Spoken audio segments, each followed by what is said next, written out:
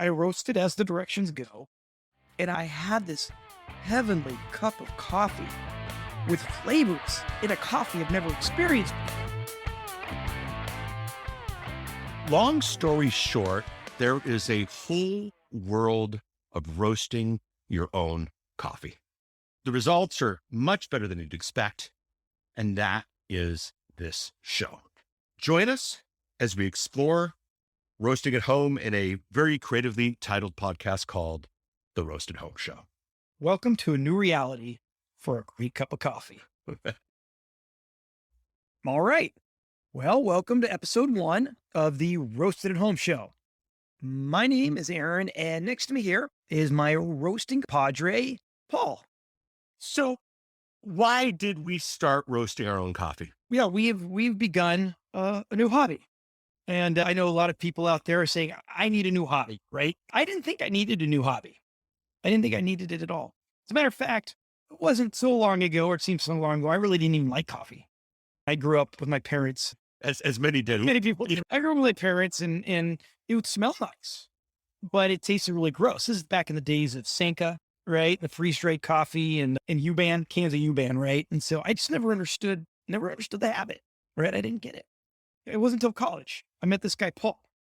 And Paul, were you a coffee drinker before college? I was not a coffee drinker before college, and my coffee drinking started with a young... Was it a lady? It was a lady. It was a lady. Yeah, okay, there we go. By the name of Heidi, and I did my smart move. I think I know that. I did a smart move of the 2-for-1 coupon at Cafe Roma in Isla Vista. See, it wasn't a date because it would be the same price for 1 cup of coffee as it was for 2 cups of coffee. Right there. So what it was having a fellow friend helping me make the most of a deal. So it wasn't a date. Did this lady know you were using a coupon? Yes. Well, I told her that was the entry point. That was the entry point. Like, So it's not a date. right, right, exactly. And that is the reason she agreed to. Exactly. I have this coupon with me. Buy one, get one cappuccino at Cafe Roma. Right. Nice. In Isla Vista. Good move. All right. No gauchos. Right. So I've never had coffee before, but I knew I liked this girl. By the way, we're married now. So we go there, and it's my first cup of coffee, and I don't know. No, I do know what I enjoyed more was her company, obviously. But yeah, that was how I started coffee as well, and that was my freshman year in college. I grew up in Europe. That's right. As a young boy, we would summer in Italy, which sounds really fancy. My folks worked for the U.S. military. There's a military base, and we could camp in Italy. But like every afternoon, my dad would drink espresso while my brother and I would play at the local arcade, because in Italy in the 80s, video games were only 10 cents. Thank you very much. So a lot of exposure to coffee in Europe never really intrigued me until I went to Cafe Roma with young Heidi. So for me, I mean, I meet this guy, Paul, right, who I think you must have already had that date because you said, hey, let's go down to Cafe Roma. And so we go here and I get this coffee. Oh, wait, you can put mint in that. You know, you can put a flavor. And it was really, really good. Now I would not do that these days, but back then that was my gateway drug to coffee, right? Was this mint mocha. And I go, wow, that tastes pretty good. And then I remember we were in the same dorm that next year as a apartment type situation. And you got this gleam in your eye as you walk in the first day with this little machine, this black machine. You go, this is my cappuccino machine. And I go, your what machine? And technically, purists got mad at him because it's actually an espresso machine, but we made cappuccinos. And what this tradition we came up with was we would, so excited, I'm living on my own. We're going to watch David Letterman at 12:30 at night and have a cappuccino starting at 12:30. As one does. As one does, right? Thank you, Dave. And we became kind of like, we had a number of people come. They wanted to join the party. All of us have our cappuccinos, feeling very mature, watching David Letterman from 12:30 to 1:30 at night, with the obnoxious guests and him being him, and had a great time. And then we'd curl up and go to sleep. It didn't impact us at all. So we'd go to sleep at like 2:00 in the morning. Of course, we didn't plan any classes till, noon, right? Yeah. Do that. He used to Santa Barbara. But the thing was, you went right to sleep, but that's what happens in your 20s. Right. Yeah. You don't do that anymore, do we? No. 2:30. Thank God. Well, you do. Right. When you go to bed, Paul, it's like 9 o'clock. Yeah, you should be more like me. I stay up till midnight scrolling through Netflix, trying to find something to watch and then give up. Right. And then I go to bed. So we could make a Squid Game reference. That would date the show immediately. So we won't make the Squid Game reference. No. So you realized coffee was good. Right. You realized coffee was fun. You realized coffee was social. And then we move up to the Pacific Northwest, which is coffee nirvana. And next thing I know, I'm frequenting this Starbucks place. I'm enjoying the coffee there. I become kind of a coffee snob, Or so you thought. or so I thought, right? Or so I believed, which leads us to where we are right now. Okay. I get this present from Paul last Christmas, right? Birthday 51. That's right. Birthday 51. I get this big box with these, I've never seen green, raw coffee beans before. I get these bags full of these coffee beans and a popcorn popper, a retro air popcorn popper. 70 style. 70 sour. I remember making popcorn with this and not thinking it was that good. Right. 4 bags of coffee, Right. a retro popcorn machine, and a link to a YouTube. And I go, what the heck do I do with this, Paul? And he said, no, don't worry about it. I've been doing this for a while. Right. By the way, my brother, shout out to Mark, gave this to me as a birthday gift as well. Right. And I got a birthday gift for somebody in mind right now. Absolutely. This has revolutionized coffee drinking for me. One big thing is decaf. As I've turned 51, I realized my body doesn't take caffeine quite the way it did when I was 20. If I drink caffeine after like 2 or 3, I feel like my body's in hyperdrive and I can't sleep. So I can't drink caffeine in the afternoons, right? It just doesn't work well with my body. So I said, if I'm going to have an evening coffee, which I like to do, it's got to be decaf.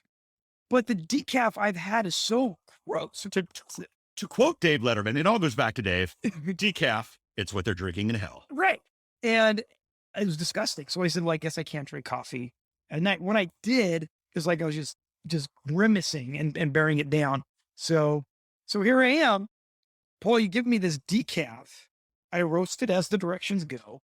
And I had this heavenly cup of coffee with flavors in a coffee I've never experienced before. This whole thing of a rich origin flavors, all of a sudden I'm tasting fruit in my coffee. All of a sudden I'm tasting caramel, really, in my coffee. And I'm going, I didn't know this existed.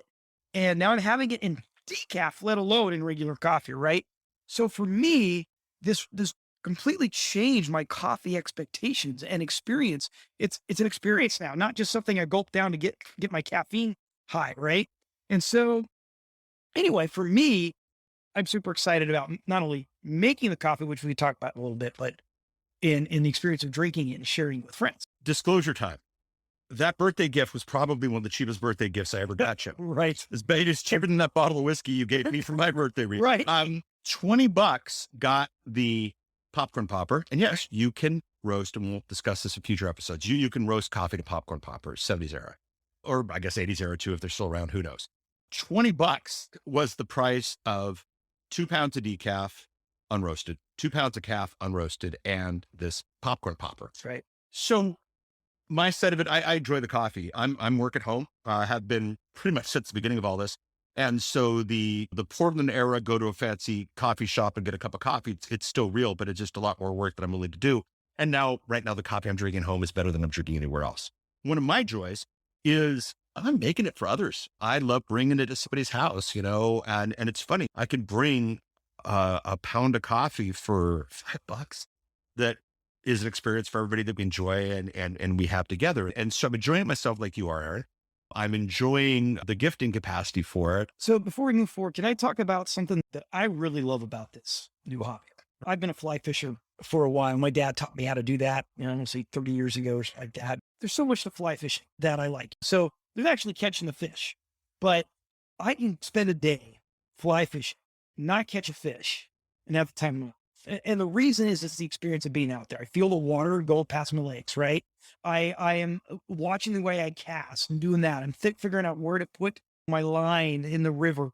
Then it's hearing the water and it's watching the birds. That's what I love about roasting coffee too. I'm not just going to enjoy this cup of coffee, but it's the process of making it. Yeah. Just the other day, I was in my backyard, sitting outside on my deck, had my popcorn popper out, watching it go, listening to the crack of the different levels of roasting of the coffee, watching the birds in my backyard, feeling the sun on my face. And it was just this really cool experience that I look forward to. I go, hey, I'm going to roast coffee and I know what that means. It's this experience, which makes even drinking it even better because you have all of those steps and pieces in place. We do podcasting as a business. Got the watch, got the iPad, got the iPhone. There is nothing less plugged in than this.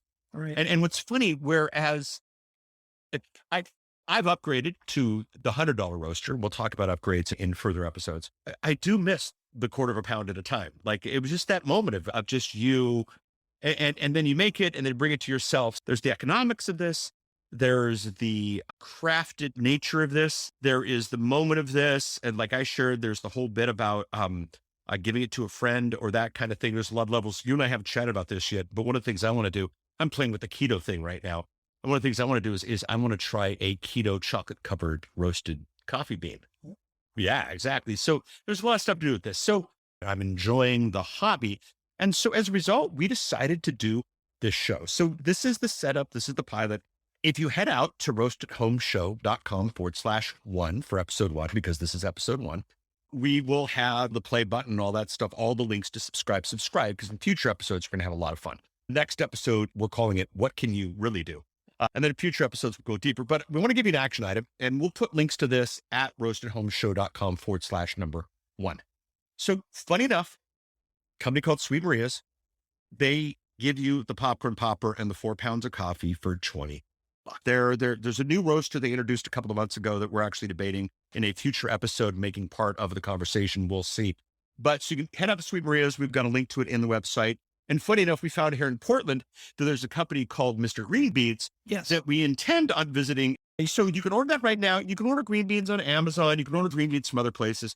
But what we found is the price at Sweet Maria's is great. And we'll put the video in there, and we'll put links to a couple other places. And if you have a place where you like green beans or that kind of thing, please get a hold of us. Our Twitter, our Facebook, everything is at the website, roastathomeshow.com. We've given you the what, the so what, the now what for this episode. Next episode, we're really going to chat about the how-to, what you can really do and how that really matters. And we'll go from there. But again, roastathomeshow.com/1, link you out to Sweet Maria's, link you out to Mr. Green Beans, link you out to a couple of the YouTube videos, and we will go from there. So we probably, as progress, we'll come up with some fancy term for the show or some fancy catchphrase.